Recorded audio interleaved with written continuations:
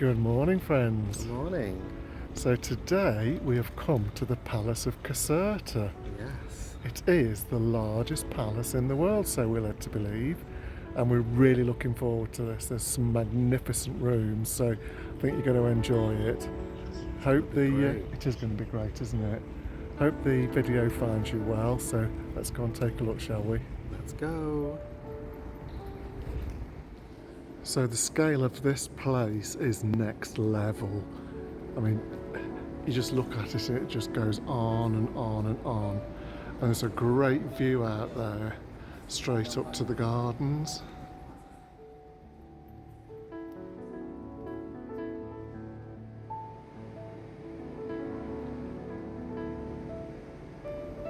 To be found in Caserta, Italy, the construction of the palace began in 1752 for Charles II of Naples, later Charles III of Spain. He worked closely with his architect Luigi Vanvitelli.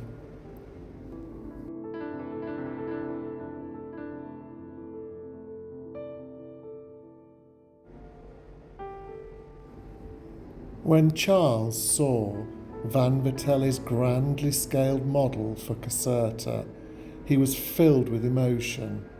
Fit to tear his heart from his chest, he said. However, Charles never spent one night in the palace. This was because he abdicated in 1759 to become King of Spain. The project was carried on to partial completion for his son, Ferdinand IV of Naples, but it was not fully completed until 1845. Our tour began in the spectacular Grand Staircase of Honour.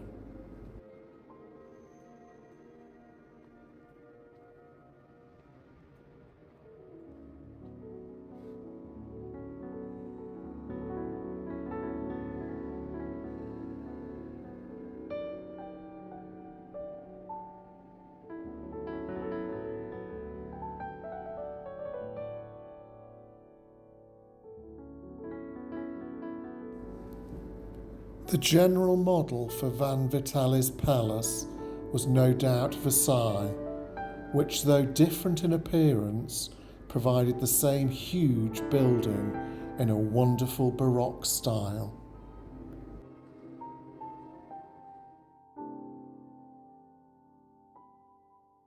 British art historian Anthony Blunt said that the Palace of Caserta became the symbol of the new monarchy of Italy.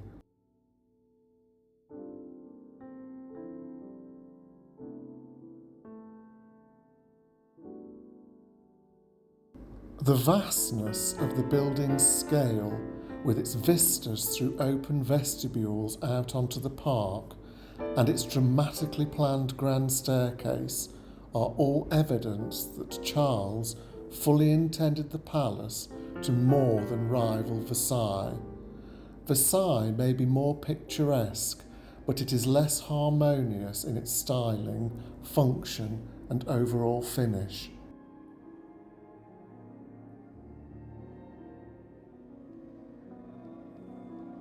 The palace has no less than 5 floors and a jaw-dropping 1,200 rooms, including 24 state apartments, 1,742 windows, 34 staircases, and an incredible 1,026 fireplaces.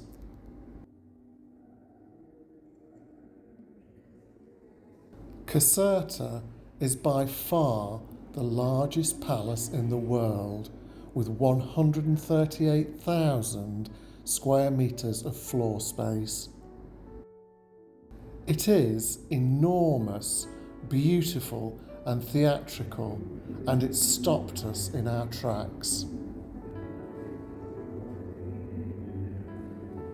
We toured all of the royal state apartment rooms, including the throne room, which would have left you in no doubt of the king's importance. It is monumental in its size and opulent in its design.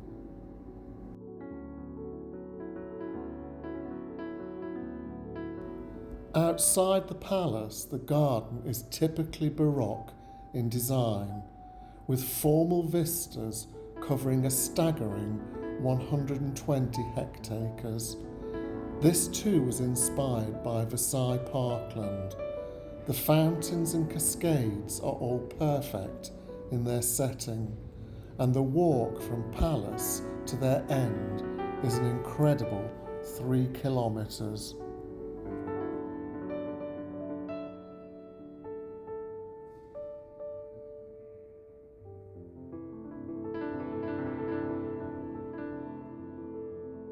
As we wandered from room to room, we gazed up at the beautiful ceilings and the wonderfully decorated walls with their gilding. The corridors seemed to go for miles, and we marvelled at the sheer brilliance of the place.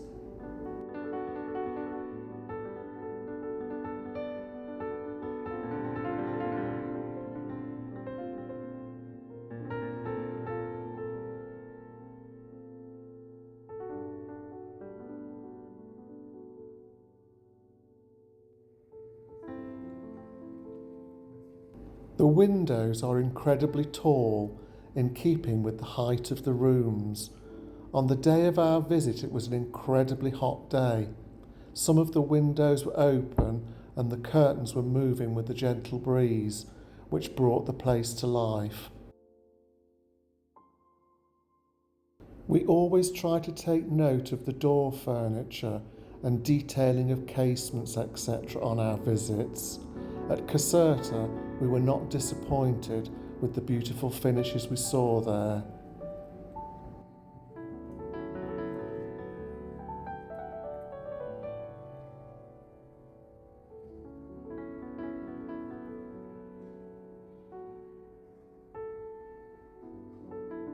Just imagine this house in the days when King Ferdinand was in residence, courtiers bustling about, hundreds of staff, fabulous parties.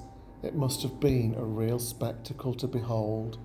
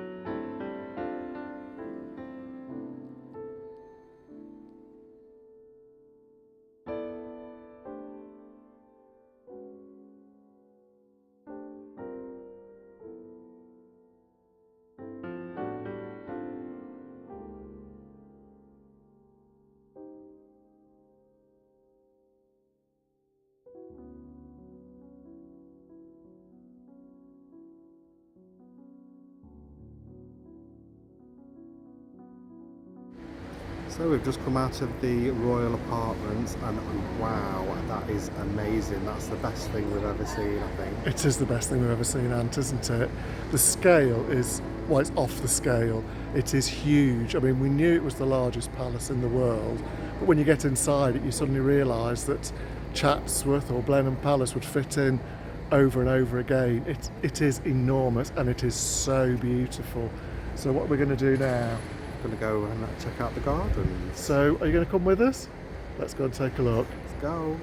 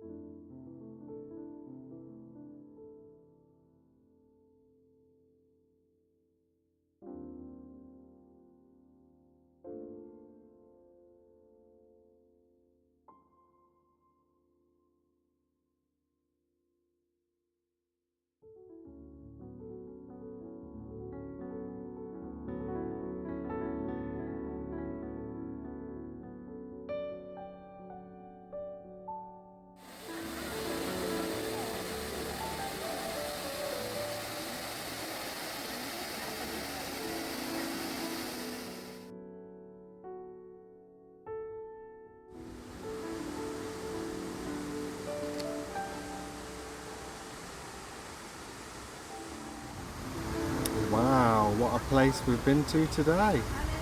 The gardens are fabulous. It is a 3-kilometre walk right to the top where the fountains are, so yeah, so no pressure. But the water features here are next level. It's just one after the other. It's like the house itself, everything's on a grand scale, isn't it? Yeah. So we really hope you've enjoyed looking around the Royal Palace at Caserta with us today. We have. If you've got any comments, please drop them down below. We'd love to hear from you.